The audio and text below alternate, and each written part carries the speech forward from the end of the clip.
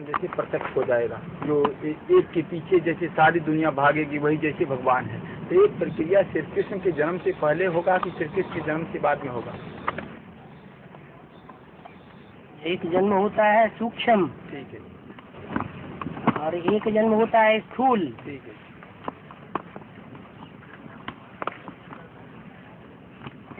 Foundation कहाँ से पड़ता है? सूक्ष्म से। तो काम चालू है या नहीं चालू है? काम तो बाबा चालू है। बस ऐसे ही है।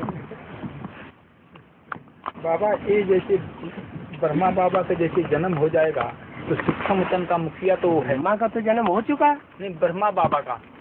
हाँ, ब्रह्मा बाबा का जन्म और मृत्यु दोनों हो गई। स्थूल में ब्रह्मा की आत्मा कृष्ण का जन्म। स्थूल में, अभी तो सूक्ष्म में हुआ है। स्थूल में ब्रह्मा का जन्म स्थूल सूक्ष्म में हुआ है। कृष्ण का जन्म कृष्ण की आत्मा का जन्म सूक्ष्म में हुआ है। तो जैसे कृष्ण का जैसे जन्म जैसे हो जाएगा तो सूक्ष्म वतन समाप्त हो जाएगा। सूक्ष्म वतन 40 वर्ष के लिए रचते हैं। ठीक है। बेसिक नॉलेज वालों के लिए भी 40 वर्ष के लिए रचा था। वो 40 वर्ष कब पूरे हो गए? 76 में जो एडवांस में पहली बार आया उसके लिए सूक्ष्म वतन कोई महत्व का नहीं रहा। ऐसे ही अंतिम संगम युग के जो 40 वर्ष हैं उनमें भी सूक्ष्म वतन है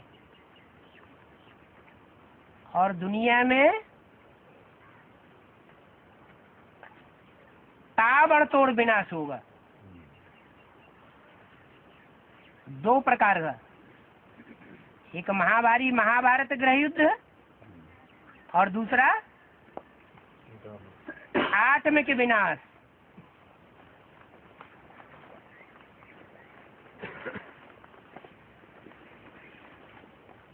आत्मिक विनाश जब होता है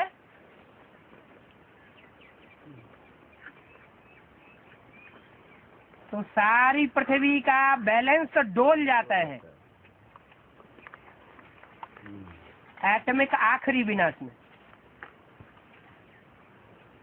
उससे पहले एक एक करके शहर नेस्त नाबूद होते रहेंगे धीरे धीरे, ताकि लोगों की आंखें खुलती जाएं कि साइंस का अंजाम क्या है। जो मनुष्य की बनाई हुई साइंस है और साइलेंस का अंजाम क्या है, जो भगवान साइलेंस आकर के स्थापन करता है। तो अंतिम 40 वर्षों में जो एटमिक धमाके होने से भूकंप आएंगे और माया की पंप एंड शो की बनाई हुई ये दुनियावी नगरी बहुमंजिला इमारतें ताश के पत्तों की तरह उड़ेंगी, तो ढेर के ढेर मनुष्य अपना शरीर अचानक छोड़ेंगे। अचानक मौत होने वालों को सूक्ष्म शरीर मिलता है। ये सब भूत प्रेत वाली योनियां हैं, जानवरियत के स्वभाव वाले हैं, जो भगवान की आवाज को सुनते हुए नहीं सुनते हैं। वो सब सूक्ष्म वतन में रहेंगे। कितने वर्ष? अंतिम 40 वर्ष में। और सूक्ष्म वतन में वो आत्माएं तब तक इकट्ठी होंगी जब तक कि 500-700 करोड़ मनुष्य आत्माएं अपना शरीर न छोड़ दें।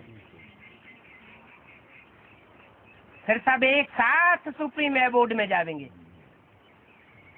जिसे मुसलमान लोग कहते हैं अर्श। खुदा अर्श में रहता है, फर्श में नहीं। अंग्रेज लोग उसे कहते हैं सुप्रीम एबोर्ड, सोल वर्ड। हिंदुओं में उसे कहते हैं परम धाम, ब्रह्मलोक, आत्मलोक। अभी फिर भी कुछ आत्माएं आत्माओं के लोक से आ रही हैं। ढेर की ढेर आत्माएं उतर रही हैं। दुनिया की आबादी तेजी से बढ़ रही है। नहीं तो 2500 वर्ष की हिस्ट्री देख ली जाए, दुनिया में मनुष्यों की आबादी बढ़ी है या कभी घटी है? सदैव बढ़ती रही। आखिर ये आत्माएं कहाँ से आती हैं? ये वही आत्मलोक है, सोल वर्ल्ड है, सुप्रीम एबोर्ड है, परम धाम है, अर्थ है, जहाँ से आत्माएं लगातार इस सृष्टि पर आ रही है। बिंदु बिंदु आत्माएं, ज्योति बिंदु आत्माएं, स्टार रूप आत्माएं। और दुनिया की आबादी बढ़ती जा रही है। आखिर इसकी भी कोई इंतहा होगी, अति होगी और अंत हो जाएगा। ज्यादा से ज्यादा 500-700 करोड़ मनुष्य आत्माएं हैं। उनमें 500 करोड़ ऐसी है जो मनुष्य की औलाद के हैं, मन को चलाने वाले, मनन चिंतन मंथन करने वाले। मनु की औलाद मनुष्य है। और बाकी 200 करोड़ ऐसी है जो मन का उपयोग ही नहीं करती। कीड़े मकोड़े जैसे आएंगे, एक जन्म लेंगे और शरीर छोड़ करके वापस चले जाएंगे।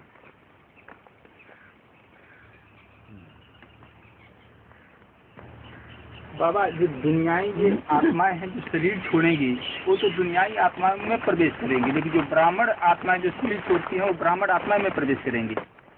सारी दुनिया को ब्राह्मण बनना पड़े, ब्रह्मा की औलाद। आज के ब्राह्मण ब्रह्मा की औलाद नहीं है। जो भी दुनिया की 500-700 करोड़ मनुष्य आत्माएं हैं, उन सबको ब्रह्मा की औलाद, ब्रह्मा कुमार कुमारी बनना पड़ेगा। ये हो सकता है कि 9वीं कुरी के लास्ट कोटि के ब्राह्मण बने, लास्ट कैटेगरी के ब्राह्मण बनेंगे तो कलयुग के अंत में जो ये दयानंद सरस्वती आते हैं और आर्य समाज स्थापन करते हैं। जो आर्य समाजी आज गद्दी पे बैठे हुए हैं, लास्ट धर्म होगा तो राजाई भी लास्ट में पावेगा या पहले पावेगा? लास्ट में पावेगा। इस्लामी बहुत पुराने हैं तो उनकी राजाई की हिस्ट्री भी बहुत पुरानी है। क्रिश्चियंस इब्राहिम के 500 साल के बाद आए तो उनकी राजाई भी बाद में शुरू होती है।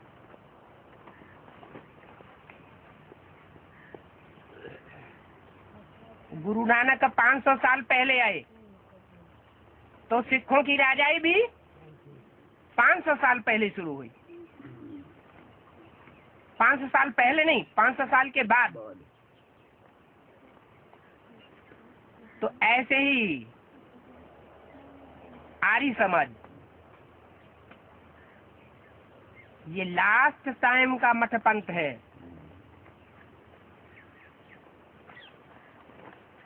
और इनके फॉलोअर्स देवताओं को नहीं मानते हैं,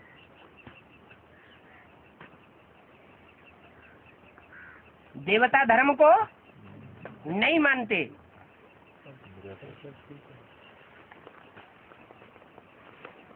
इसलिए प्रजा के ऊपर प्रजा का राज्य पसंद करते हैं। इनको प्रजा की संख्या चाहिए, क्वालिटी नहीं चाहिए।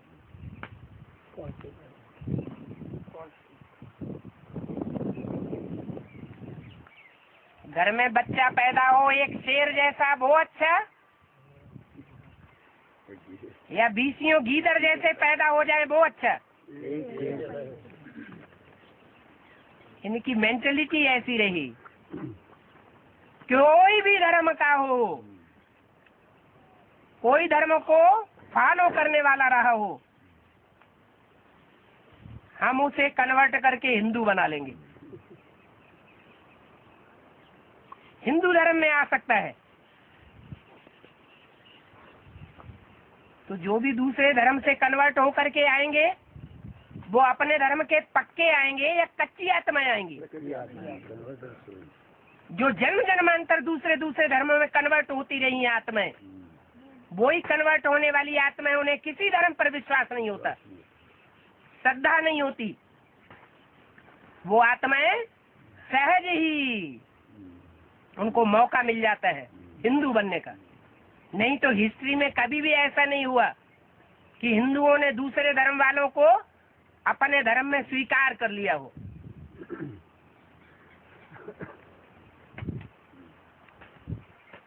तो ऐसी संख्या बढ़ाने की जो मेंटलिटी है वो प्रजातंत्र राज्य स्थापन करती है। उन्हें वोट चाहिए, धर्म नहीं चाहिए। नाम ही रख दिया धर्मनिरपेक्ष राज्य। हमें धर्म की कोई अपेक्षा नहीं। तुम कोई भी धर्म को फॉलो करो, करो करो न करो, नास्तिक बन के रहो, हमको वोट दो। यही उनका सबसे बड़ा कायदा कानून है। और भगवान बाप कहते हैं ये प्रजा के ऊपर प्रजा का राज्य है, बेकायदे राज्य। ये मायावी पंप एंड शो दुनिया में जब से फैलता है 100-200 साल के अंदर से, इससे पहले प्रजा के ऊपर प्रजा का राज्य नहीं था। प्रजा और राजा, राजा का वंशानुक्रम और प्रजा वर्ग में रहने का वंशानुक्रम क्या साबित करता है? कौन सा खून ऊंचा है? राजवंशों का खून ऊंचा है। ये खून काहे से बनता है? ये खून बनता है संकल्पों से। भगवान जब इस सृष्टि पर आते हैं तो हमारे संकल्पों के खून को सुधारते हैं ज्ञान के आधार पर। ऐसा सहज ज्ञान और सहज राजयोग सिखाते हैं कि जन्म जन्मांतर की मेंटलिटी राजाई की तैयार होती है, राजवंशों की मेंटलिटी तैयार होती है। भगवान के बच्चे सब राजा बच्चे तैयार होते हैं। भगवान इस सृष्टि पर आकर के बनाता ही है राजा रानी।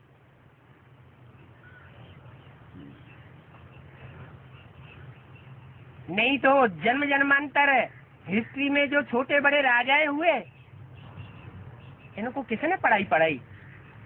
कोई मनुष्य ने पढ़ाई क्या? भगवान ही आकर के अभी पढ़ाई पढ़ाता है, पढ़ा रहा है। और भगवान विनाश के साथ ज्ञान भी खत्म होता है। तो ये कैसे होता है? अचानक या ये प्रक्रिया कैसे हो जाएगी? एक होता है छोटा विनाश और एक होता है बड़ा विनाश। छोटा विनाश लंबे समय तक चलता है। महाभारत युद्ध गाया हुआ है भारतवर्ष में। आज से 5000 साल पहले भी हुआ था। और ये 5000 साल में 2500 साल की हिस्ट्री मिल रही है। और उससे पहले के 2500 साल की कोई हिस्ट्री नहीं है। जिसकी हिस्ट्री मनुष्य के पास नहीं है, वही देवी देवता सनातन धर्म भारत में था। दूसरे धर्मखंड थे ही नहीं। ये अमेरिका 500 साल पहले ईजाद हुई। ऑस्ट्रेलिया 300 साल पहले ईजाद हुई। मनुष्यों के मस्तिष्क पटल पर नाम निशान भी नहीं था। ऐसे ही ये अफ्रीका, ये यूरोप, ये एशिया, ये धर्मखंड थे ही नहीं। 7 समुद्र के गर्त में समाये हुए थे। क्यों? क्योंकि इन धर्मों में फैले हुए जो धर्म खंड हैं, जैसे धर्मी बौद्धी धर्मखंड चीन, जापान, तिब्बत वगैरह में फैला हुआ है, मलाया में, ये आज से 2500 साल पहले था ही नहीं, दुनिया में नहीं था। समुद्र के गर्त में समाया हुआ था। ये सब धर्म और धर्मखंड सब खलास होने वाले हैं। पहले थे भी नहीं, अब रहेंगे भी नहीं। भारत खंड ही पहले था और अभी भी रहेगा, भले एटमिक विस्फोट हो जाए दुनिया में।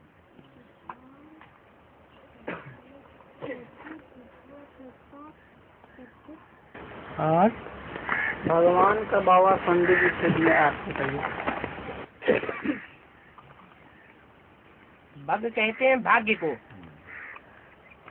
क्या जैसे कहते हैं ना, घर में 8 कन्याओं ने जन्म लिया, तो भले कन्याओं ने जन्म लिया तो खुश होना चाहिए या दुखी होना चाहिए? खुश होना चाहिए। किस लिए? कि कन्याएं जब जन्म लेती हैं तो अपना भाग्य अपने साथ लाती हैं, दुख की बात नहीं है। ऐसे ही भगवान भी जो है धनवान जैसे कहा जाता है। क्या वान? धनवान। ऐसे ही है भगवान। भगवान जिस तन में इस संसार में प्रत्यक्ष होता है मुकर्रर रूप से, वो तनधारी ही शास्त्रों में भाग्यशाली रथ के रूप में गाया हुआ है। कहते हैं भागीरथ ने तपस्या की तो ज्ञान गंगा इस सृष्टि पर लाई। अब ज्ञान माना जानकारी, सच्ची जानकारी भगवान के सिवाय कोई दे सकता है क्या? तो ज्ञान गंगा नहीं लाई, एक तरह से भगवान को इस सृष्टि पर लाया। नहीं तो सारी दुनिया अज्ञान अंधकार में फैली हुई है, डूबी हुई है।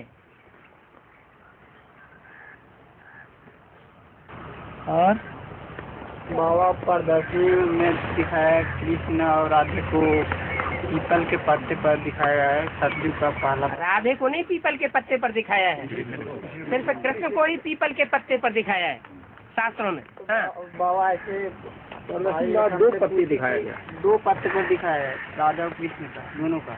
बीके में दिखाया बाबा। जो बीके में ब्रह्मा कुमारियों में जो चित्र है वो शास्त्रों में चित्र नहीं है। तो बाबा वो पीपल भाई एक हमसे पूछे कि ये पीपल का ही पत्ता क्यों, आम का पत्ता पर क्यों नहीं दिखाया गया? कहते हैं पीपल पात सरिस मन डोला। जो मन है वो पीपल के पत्ते की तरह डोलायमान होता है। जो भी वृक्ष के पत्ते होते हैं उन सब वृक्षों में एक वृक्ष है जिसका पत्ता थोड़ा सा हवा का झोंका आएगा और जोर से हिलेगा, तो वो पत्ता मनुष्य सृष्टि रूपी वृक्ष का वो पत्ता है। ऐसा पत्ता है जो थोड़ा सा माया का झोंका आता है और जोर से हिलता है। ये मनुष्य सृष्टि रूपी वृक्ष है।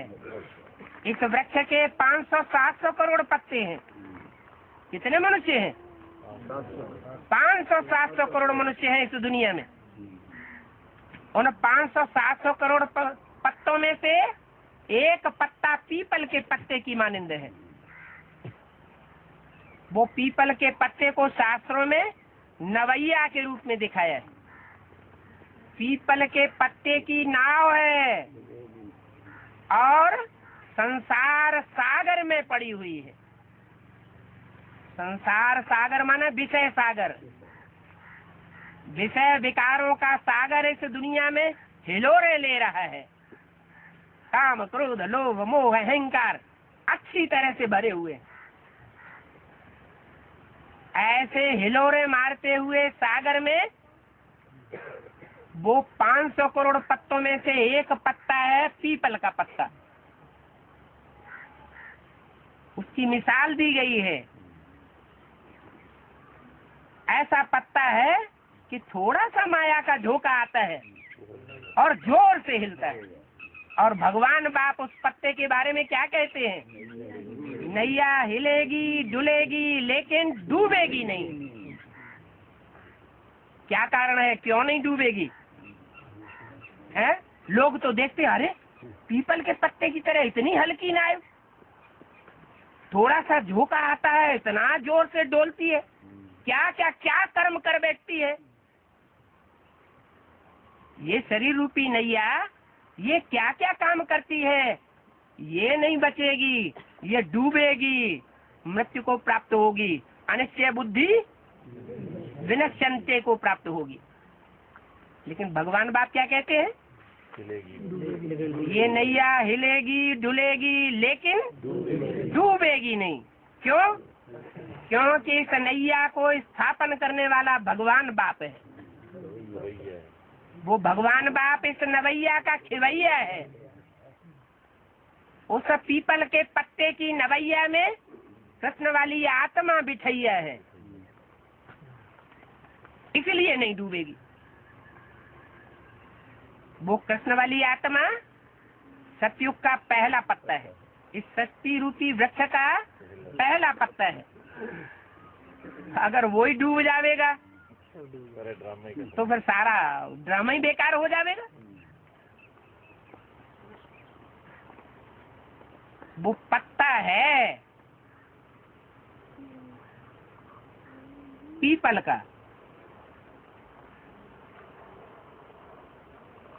पीपल का पत्ता जोर से डोलायमान होता है। किसकी यादगार हुई? ये उसकी यादगार है जिसके लिए बोला है एक के पतित बनने से सब पतित हो जाते हैं और एक के पावन बनने से सब पावन हो जाते हैं। आज की दुनिया में सबसे जास्ती पतन किसका हुआ है? माताओं का हुआ है, कन्याओं का हुआ है, कुमारों का हुआ है, अदर कुमारों का हुआ है। किसका ज्यादा पतन हुआ है? माताओं का सबसे जास्ती पतन हुआ है। और इस दुनिया के रंगमंच पर बड़े से बड़ी माता कौन है? उसकी मंदिरों में पूजा होती है, कहते हैं जगदम्बा, सारे जगत की अम्बा। और उसका कुल का क्या हाल है? हमजिन्स का। सारी माताएं आज दुनिया में दुखी हैं। विदेशी माताएं वो तो दूसरा दूसरा खसम बना लेती है फटाक से, लेकिन भारत में मर्यादा है। भारत की माताएं क्या मर्यादा है? एक नारी सदा ब्रह्मचारी। सिखों में गायन है खास, दूसरे धर्म वालों में गायन नहीं है। सिख धर्म भारतीय धर्म है या विदेशी धर्म है? भारतीय धर्म है। तो वो माता भारत माता नहीं कही जाती है, क्या कही जाती है? जगद अम्बा, सारे जगत की अम्बा है। और क्रिश्चियंस की भी अम्बा है, मुसलमानों की भी अम्बा है, बौद्धियों की भी अम्बा है, सन्यासियों की भी अम्बा है। सारी दुनिया को अपनी गोद में पालने वाली है। उसका दूसरा नाम ब्रह्मा दिया है। ब्रह्मा ने बड़ी और माँ माने माँ। दुनिया की बड़ी से बड़ी माँ। माँ क्या करती है? कौन सा विशेष गुण होता है माँ में? सहनशीलता का।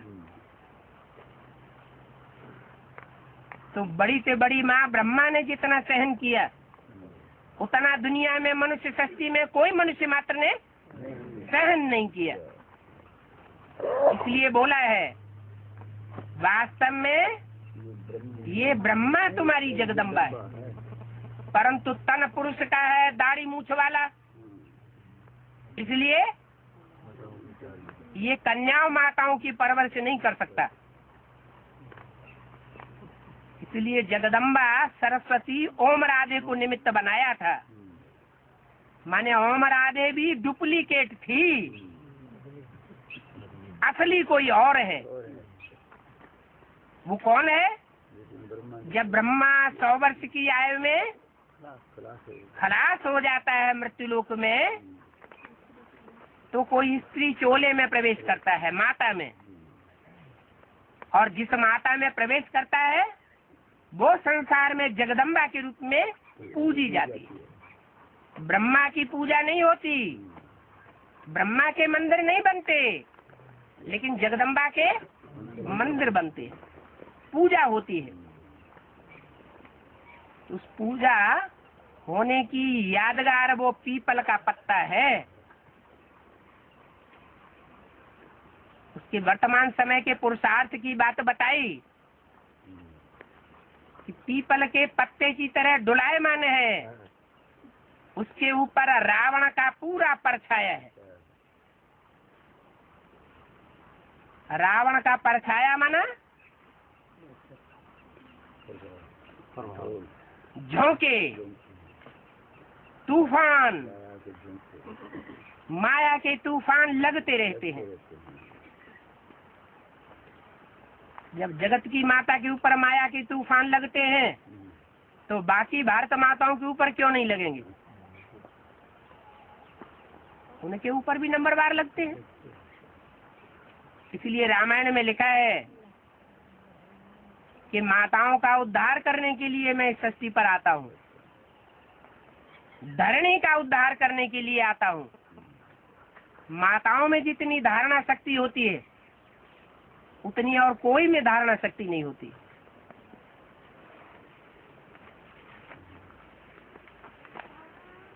धर्म की धारणा माताएं ही करती है। इसलिए माताओं के हाथ में कलश दिखाया है। क्या? ज्ञान बांटने के लिए और ज्ञान धारण करने के लिए। किसके हाथ में कलश दिखाया है? माताओं के हाथ में कलश दिखाया है।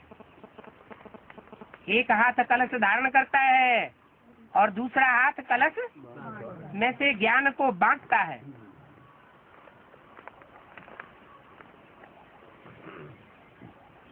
और बाबा जब धर्मराज का पाठ चलेगा तो वो किस विधि से दंड देंगे? उनसे दंड देने की विधि क्या होगी?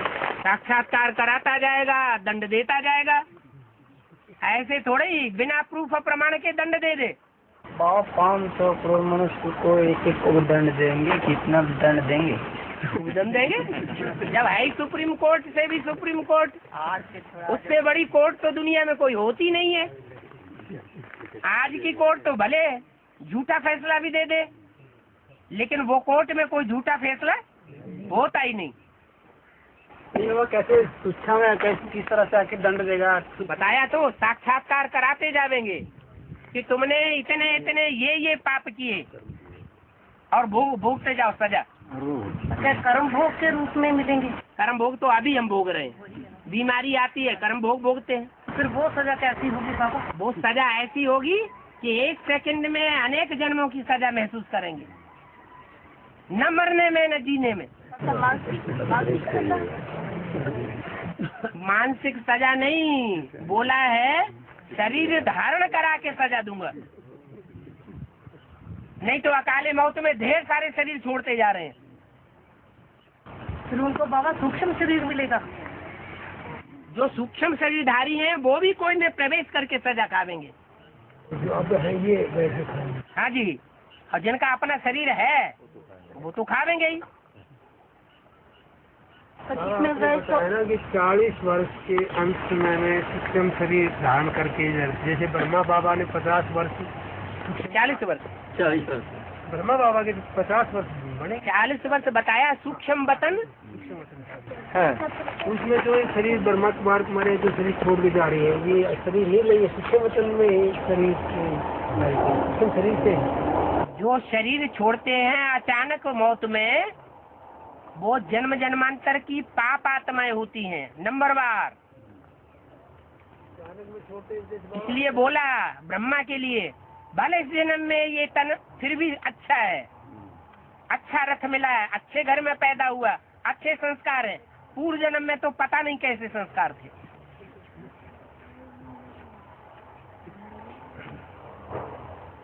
जैसे हार्ट अटैक होके मरते हैं, ये भी तो अचानक ही, ये अचानक मौत है। हाँ जी, आत्माएं प्रवेश करके सजा भोगने के लिए, तो उन दोनों माना प्रवेश मतलब प्रवेश करने वाले कोई हिसाब किताब तो होंगे। पूर्वजन्म का हिसाब किताब होता है तो प्रवेश करते हैं, बिना हिसाब किताब के कैसे प्रवेश कर जाएंगे? कोई इविल सोल एक ही में प्रवेश करती है, दूसरे में क्यों नहीं प्रवेश कर जाती? उसका हिसाब किताब है।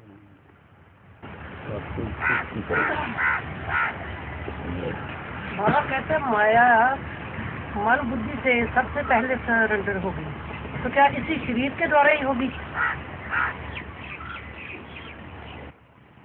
सरेंडर सर अंडर, सर ही नहीं होगा तो अंडर क्या होगा? सर माना बुद्धि, मन बुद्धि अर्पण कर देना, जैसे चलाओ वैसे चलेंगे, तो उसको कहा जाता है सरेंडर। अब उसको खोपड़ा ही नहीं होगा तो क्या सरेंडर होगी? बाबा बीके में तो कहते हैं दादी तो इतनी बीमार है, वो तो अभी लगता है अभी बचेगी नहीं है? तुम्हारे बाबा तो बोलते हैं भी ये मन बुद्धि से सबसे पहले सरेंडर होंगे, तो फिर कैसे होंगे अगर इन्होंने शरीर ही छोड़ दिया? उनसे कहो कि ये दादी जिनको तुम कहते हो ये जड़ है या बीज है या पत्ता है या तना है? इसका पार्ट क्या है? इस संसार रूपी वृक्ष में ये कौन सा पार्टधारी आत्मा है? ये जड़ का पार्ट बजाने वाली है या बीज का पार्ट बजाने वाली है या तने का पार्ट बजाने वाली है या टहनियों का पार्ट बजाने वाली है, फूल का पार्ट बजाने वाली है या फलों का पार्ट बजाने वाली? कौन सा पार्ट इस समय बजाए रही है? वो तो तनाव में कहते हैं। वो अभी छोड़ो, वो वृक्ष में कौन सा पार्ट है उसका? बाबा ने जो साक्षात्कारों से चित्र बनवाया था उस चित्र में उनको कहाँ बैठाया गया है? तो जड़ का पार्ट हुआ ना। तो जड़ पहले होती है या बीज पहले होता है? ये वैरायटी धर्मों का झाड़ है ना, एक धर्म का तो नहीं है। तो वैरायटी धर्मों का जो झाड़ है इसमें सूर्यवंशी, चंद्रवंशी, इस्लामी, बौद्धि, क्रिश्चियन सब है। उनमें वो कौन से धर्म की जड़ साबित हो रही है? वो नहीं मानेंगे। आप बता देंगे तो भी वो मानने वाले नहीं, वो सिर्फ इतना कह रहे हैं। वो सिर्फ इतना कह रहे हैं कि दादी तो शरीर छोड़ने वाली है। अरे जब जड़ के रूप में है तो जड़ तो कमजोर चीज है या बीज कमजोर होता है?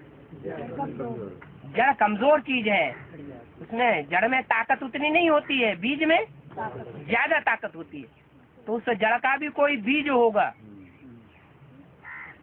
वो बीज की बात है।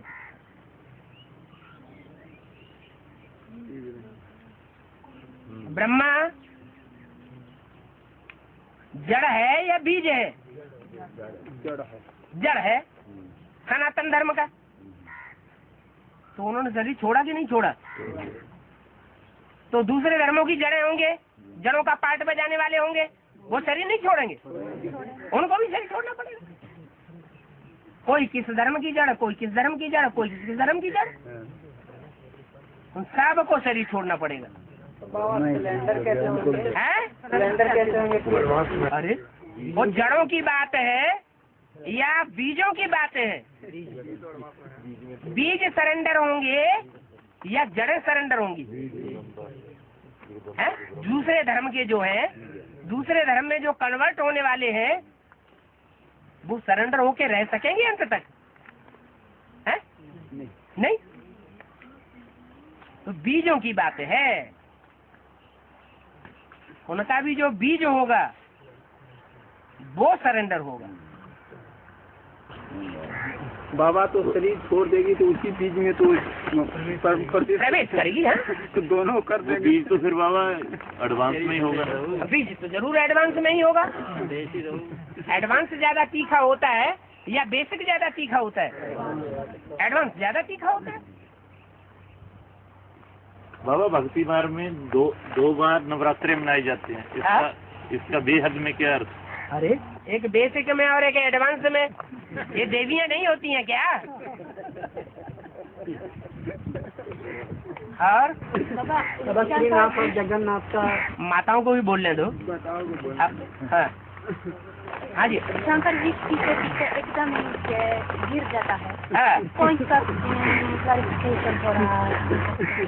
अरे शंकर की क्या बात है, दुनिया में जो भी मनुष्य मात्र हैं वो विषय विकारों का विष पीते पीते नीचे गिरते हैं या ऊपर उठते हैं, सबकी वही हालत होती है। अकेले शंकर की गला क्यों पकड़ा हुआ है? कोई बेचारा ज्यादा पाप करता है क्या?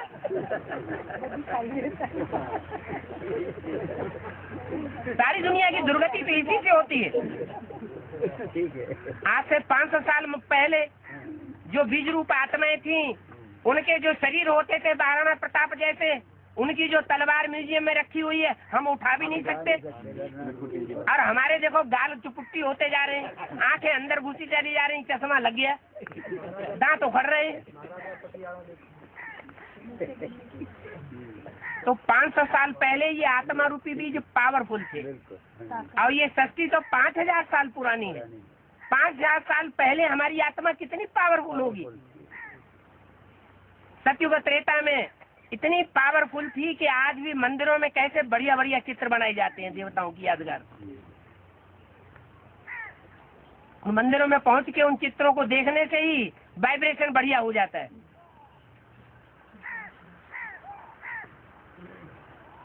और हाँ जी, और थोड़ा सा रुको, ये एक भाई यहाँ कुछ बोल रहा है। श्रीनाथ और जगन्नाथ का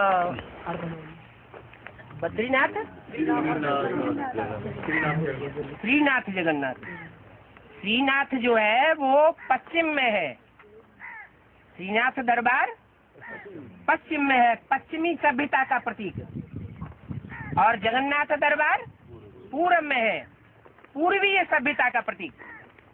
पूर्वीय सभ्यता ये कहती है कि रोटी टुक्कड़ खाओ जिंदा रहने के लिए। क्या? रोटी टुक्कड़ खाओ और पुरुषार्थ करो, हरि के गुण गाओ, और बाकी जितना भी तुम्हारे पास है वो सब ईश्वरीय सेवा में लगाओ। गरीब गुनियों के सेवा में बांट दो। इसलिए जगन्नाथ भंडारे में मुफ्त का भोजन खिलाया जाता है। क्या? और श्रीनाथ भंडारे में जो भी भोग लगता है उसके पैसे लिए जाते हैं, और वो भोग भी असली घी का लगाया जाता है। श्रीनाथ दरबारे में 36 प्रकार का भोग होता है। उसकी यादगार आज ब्रह्मा कुमारियों में जाके देख लो। बढ़िया से बढ़िया भकभके कपड़े, बढ़िया से बढ़िया लकलका बढ़िया वाला मकान, सोफा सेट वाला, और बढ़िया से बढ़िया भोजन। ये किसकी स्थापना है? श्रीनाथ की स्थापना है। दादा लेखराज जो कृष्ण की सोल है, उसने जो काम किया है उनके फॉलोअर्स उसी को फॉलो कर रहे हैं। पश्चिमी सभ्यता को उन्होंने फॉलो किया।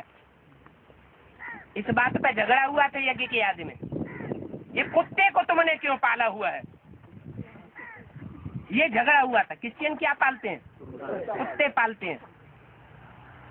तो क्रिश्चियन और क्राइस्ट की और कृष्ण की राशि मिलाई जाती है। कृष्ण की आत्मा और क्राइस्ट की आत्मा, क्रिश्चियन की आत्मा और कृष्ण को फॉलो करने वालों की आत्मा, वो कुत्तों को ज्यादा पसंद करती है। और राम वाली आत्मा कुत्तों की दुनिया ही खलास कर देती। विचार की दुनिया खलास हो जाएगी, अब विचारी दुनिया स्थापन हो जाएगी।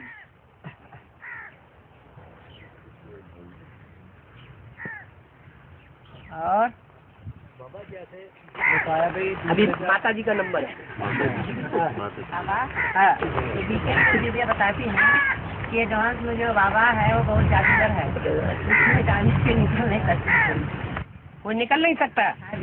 तो आपको कहना चाहिए, यज्ञ के आदि में जब आप थे तो दुनिया वाले आपसे क्या कहते थे कि सिंध हैदराबाद में जादूगर आया हुआ है? बोलो, कहते थे कि नहीं? पूछो उनसे। वही जादूगर फिर काम करेगा जो आज में तो अंत में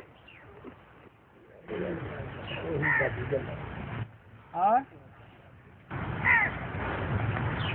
बाबा जैसे बताया कि दूसरे का हाथ का बना हुआ खाना नहीं खाना, दूसरे के घर का खाना नहीं खाना, तो जैसे डिफेंस की सर्विस करता कोई तो उसके लिए क्या? उनके लिए मुरली में छूट दी हुई है।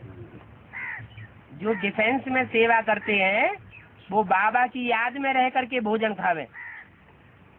डिफेंस में भी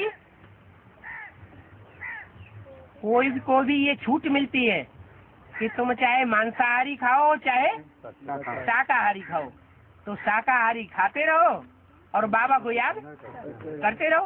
उतना याद कराता नहीं है बाबा, तो मान लीजिए जितना देर तक खा रहे हैं उतना देर तक तो याद था नहीं है, कभी भूल जाते हैं। देखो दुनिया वालों के धंधे में और मिलिट्री वालों के धंधे में बहुत फर्क है। मिलिट्री वालों का धंधा रहन सहन सब बंधा हुआ होता है और दुनिया वालों का धंधा खुला हुआ होता है। अच्छा बाबा, हम साक्षात्कार किए थे कि मिलिट्री का कि 156 राइफल हमारे पास है और मैंने की कंपनी जो गए थे सबका साक्षात्कार कंपनी में भर्ती करने गए थे दोबारा, तब साक्षात्कार किए थे। ज्योति बिंदु है वो साफ साफ दिख रहा है, आप स्कूटी में प्रवेश किए और सभी भाई से बैठे बैठे बातें कर रहे हैं। उसी समय अचानक एकदम शांत हो गए और ज्योति बिंदु को देख रहे हैं और स्कूटी में घुस गया। और उसके बाद मैंने कि देख रहे हैं साक्षात्कार में कि हमारे पास AK-56 राइफल है और दिल्ली में मैंने कि कुछ भाई बहन है हमारे साथ, मैंने 9-10 के आसपास, और बाबा को खोज रहे हैं। तो बाबा खोज रहे हैं तो कोई मैंने कि तो बाबा पैदल ही घूम रहे हैं और ब्रह्मा कुमारी आश्रम से मैंने कि तो संकल्प बहुत काम विकार का छूट रहे हैं। तो हाँ, हम कहें चलो हम चांस लेते हैं, मार्शल में बैठ के और बाबा को मैंने कि हम खोजने निकल गए। और कुछ भाई सब चलाने वाले गाड़ी में बैठे हुए थे, गमछा इस तरह काला गमछा लपेट लिए थे और चला रहे थे। तभी हम बाबा को देखें और आकाश में कुछ काला बादल आ रहा था। वो हमको लगा उसी समय कि काम विकार का बादल है। उस समय बाबा को देखे कि बाबा नंगे पाँव पैदल घूम रहे हैं। बाबा को जल्दी से बैठाए गाड़ी में और ऐसा करो, ये तुम्हारा पर्सनल बात है, पर्सनल तुमने अनुभव किया है, इसलिए पब्लिक में ये बात पूछने से फायदा नहीं है। अच्छा हाँ, तुम अपनी पर्सनल बात पर्सनल में पूछना या चिट्ठी से पूछना, ईमेल से पूछना, फोन से डिस्कस करना, सबको इस बात पे विश्वास नहीं होगा। और बाबा हाँ सदानंद जो थे सदानंद हाँ वो नीचे फॉरवर्ड बोलते हैं कि वो तुम्हारा बाबा कहता है हर चीज को छोड़ा दिया है और मेरा बाबा ऐसा है कि कुछ नहीं किया है, सब कुछ खाते रहो, हाँ आपको याद करते रहो। हाँ। तो ये क्या इसमें क्या है बाबा, क्या बात कि उन्होंने सब कुछ खा रहे थे और बाबा को याद कर रहे थे। अच्छा, लेकिन यहाँ तो कहा जाता है कि नई दुनिया स्थापन होने जा रही है, देवताओं की दुनिया स्थापन हो रही है और वो ये कह रहे हैं कि हम देवताई दुनिया स्थापन करेंगे। यहाँ तो कहा जा रहा है भगवान आकर के इस सृष्टि पर पढ़ा रहा है, निराकार आकर के साकार में पढ़ाई पढ़ा रहा है। उसको भगवान याद कर रहे थे बाबा, कौन? वही सदानंद बोलते हैं। मैं तो सभी गुरु अपने को शिवो हम कहते हैं, इसमें क्या बड़ी बात है। लेकिन कोई गुरु ये कहता है हम स्वर्ग स्थापन करके जाएंगे, है? ये कोई कह सकता है कि हम स्वर्ग स्थापन करके जाएंगे? हम शरीर तब छोड़ेंगे जब स्वर्ग स्थापन हो जाएगा। इब्राहिम, बुद्ध, क्राइस्ट, गुरु नानक कोई भी ये नहीं आम ही बढ़ सका। दुनिया और ही नीचे गिरती चली गई। ये सिर्फ एक भगवान का ही काम है जो नरक की दुनिया को पलट करके स्वर्ग बनाता है। इसलिए कोई क्या कहता है उसमें न जाओ। तो दुनिया में बातें तो ढेर सारी आवेंगी, आपको जो बातें अच्छी लगे सो सुनो, धारण करो। और बाबा जैसे प्रजापिता दूसरे दूसरे धर्मों में जन्म लेता है राज्य स्थापन करने के लिए, तो जगदम्बा भी दूसरे धर्मों में जन्म लेती है।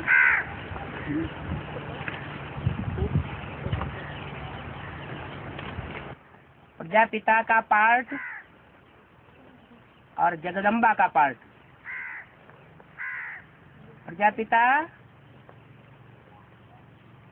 सतयुग त्रेता में भी जो पार्ट बजाता है उसमें पावरफुल पार्ट बजा रहा है, और जगदम्बा का पार्ट कौन सी युग में है? जगत कौन सी युग में है? जगत है द्वापर और कलयुग में, और सतयुग त्रेता में जगत नहीं है, सिर्फ भारत है। इसलिए मिस इंडिया और मिस वर्ल्ड ये गायन चलता है। मिस इंडिया अलग पार्ट है, भारत माता शिव शक्ति अवतार अंत का यही नारा है। और जगदम्बा, ये जगदम्बा आदि में भी थी, मध्य में भी पार्ट बजाती है और अंत में भी पार्ट बजाती है, फिर सतयुग त्रेता में गायब।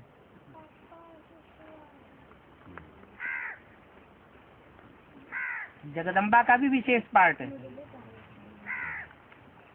लेकिन सदा काल नहीं, क्योंकि माताएं प्रभावित हो जाती हैं रावण संप्रदाय से। सीता किसके प्रभाव में आ गई? रावण के प्रभाव में आ गई।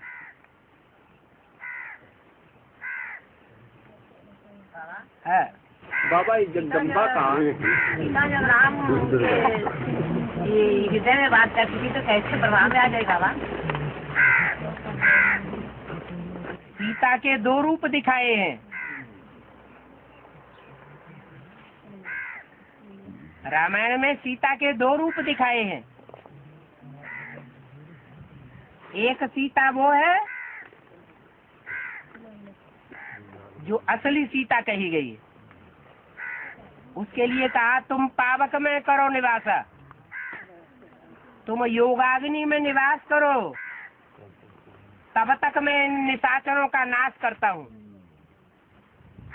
उसको अग्नि में बैठाई दिया। और एक दूसरी जड़ तत्व की सीता बनाई, माना जड़त्व बुद्धि वाली, और वो मूर्ति को रावण उठाए ले गया। तो दिल में कौन सी बसी हुई थी? है? हाँ जी। वो तो रावण बात नहीं किया, फिर बात किया रावण से। है? जो सीता वो भी सोने की थी ना। सोना माने सच्चाई। सच्चाई को रावण कैसे ले गया बाबा? अरे सच्चाई तो है, लेकिन थोड़ा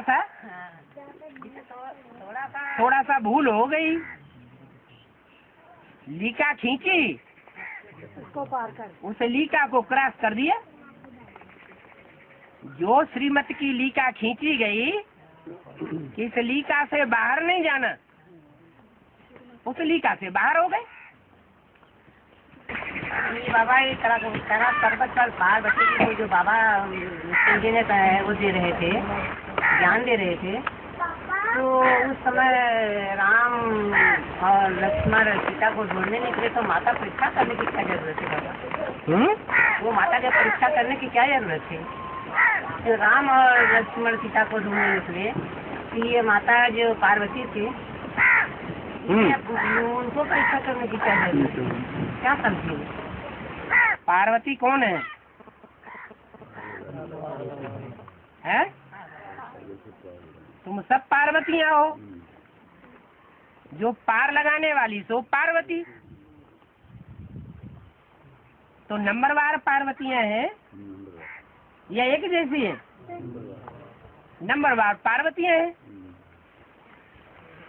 पार्वती का जो पार्ट है वो शंकर के पार्ट से भिन्न होगा ना, कि एक ही जैसा होगा? वो अलग पार्ट है। दुनिया में जितनी मनुष्य मात्र हैं वो सबको अनिश्चय और निश्चय का झोंका आता है। एक राम वाली आत्मा को निश्चय अनिश्चय का झोंका नहीं आता है। इसलिए पार्वती को भी अनिश्चय अगर पैदा हो गया हो तो क्या बड़ी बात है। और बाबा जैसे कल दिखाया जाता है ना, उसी कलम लास्ट वाले धर्मों के दिखाइएगा है। तो जो लास्ट वाले धर्म आते हैं उनमें से कल्प वृक्ष की कलम लगेगी। कल्प वृक्ष है तो जो भी वृक्ष है सृष्टि रूपी, उसमें कलयुग के अंत में लास्ट वाले ही धर्म है तमो प्रधान या सात्विक धर्म है। अभी दुनिया में जितने भी धर्म हैं वो धर्म के नाम पर अधर्म है या धर्म है? सब अधर्म है। जो सनातन धर्म के अपने को कहते हैं वो सबसे जास्ती भ्रष्ट हो गए। तो गिरे हुए की उठाया जाएगा ना, कलम फिर इसको उठाया जाएगा।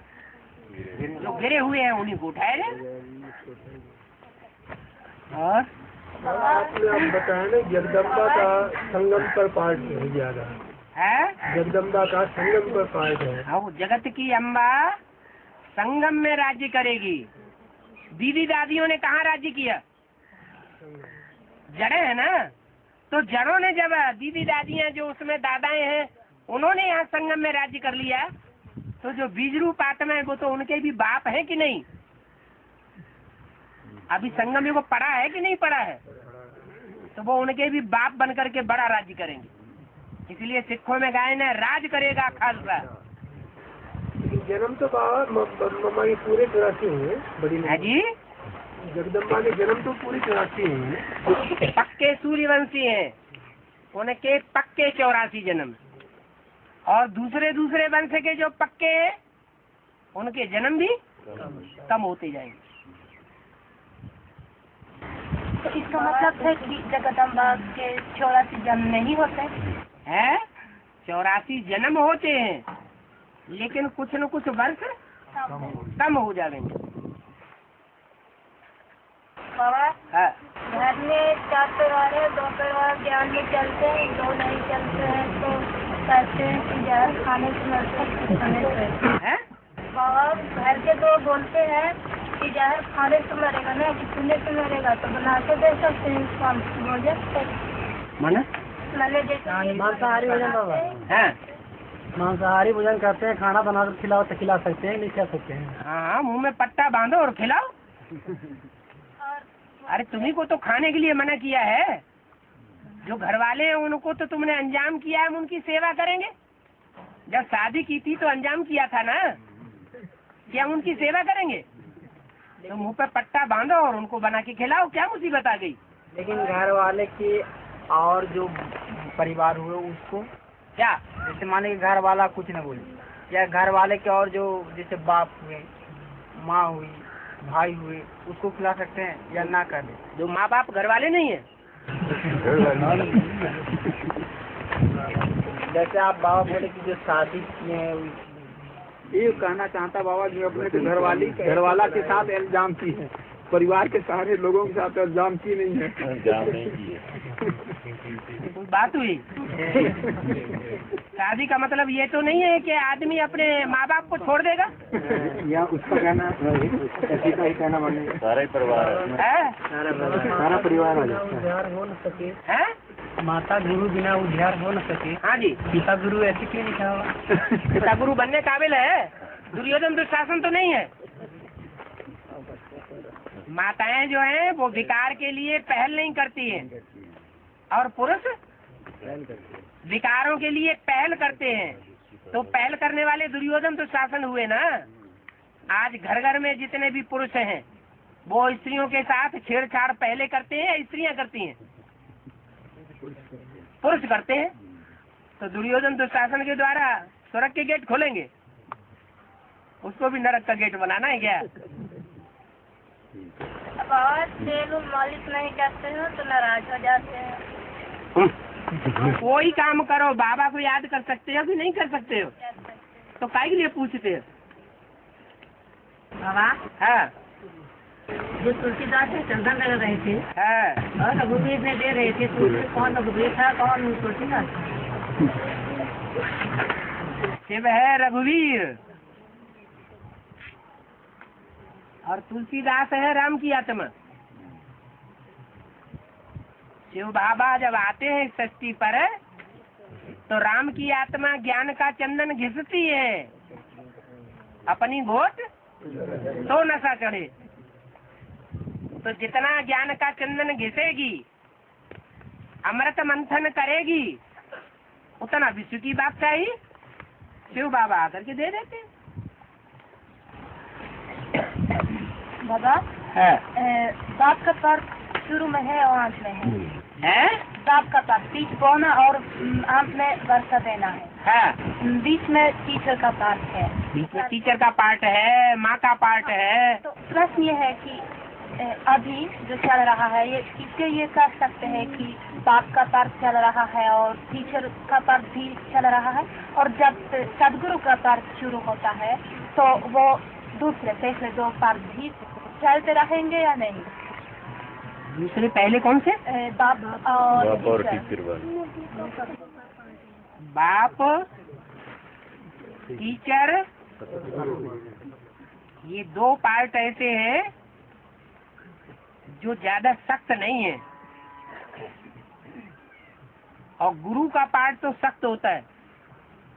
जैसे चलाएं वैसे चलो तो चलो, और नहीं तो चलो तो जाओ जहन्नुम में। किसी के नाज नखरे देखने वाला नहीं है। बाप तो बच्चों के नाज नखरे देखता है, सहन भी करता है। अम्मा सबसे ज्यादा सहन करती है।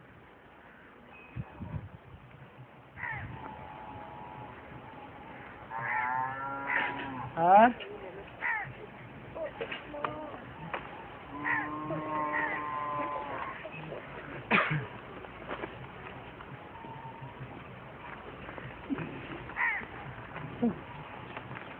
मतलब अंत में सब 500 करोड़ आत्माओं को पता चलेगा कि मेरा हाथ क्या है।